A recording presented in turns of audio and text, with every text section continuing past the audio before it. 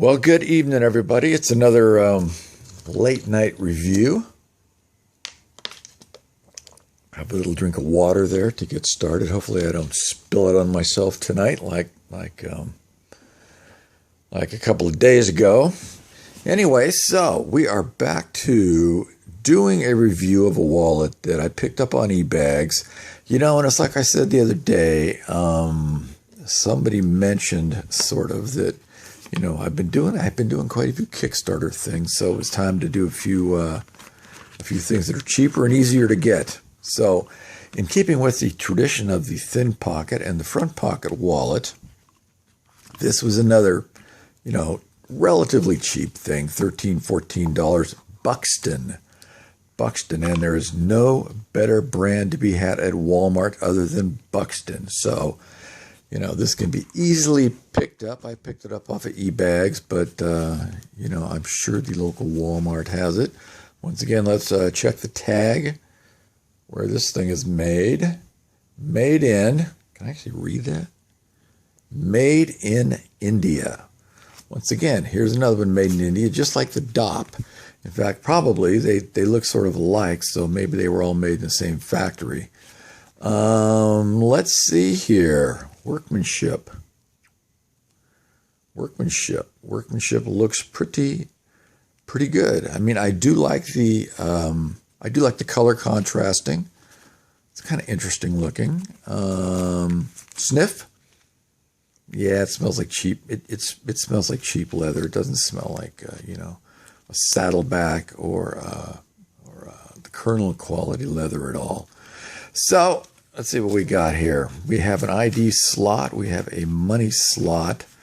We have a card slot right there. And we have 2 slots right there. So let's see. Does this claim to be an RFID? Yes, it does. Buxton RFID. Hey, I must say that, the packaging on the Buxton is not that bad. Yeah, there just must be something to the quantity, because the packaging is pretty good, even though the product is, I'm sure, not one of the best I've reviewed. You can say I have a little bent against it already, but hey, what can I say? Okay, so let's put the goods in the package.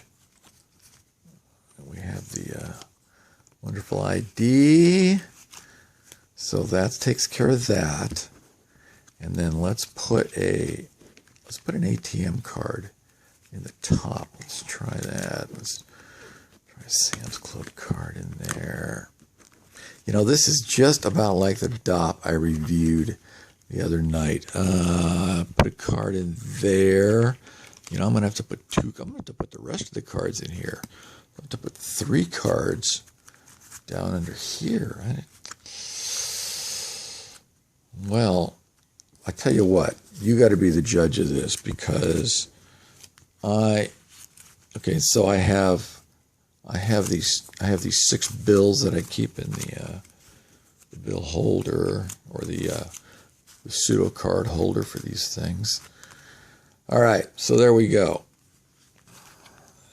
This is the Buxton front pocket wallet, and let me push that puppy down a little bit so we can see. I don't know. What do you think? Leave me a comment. Tell me what you think, because it's not horrible.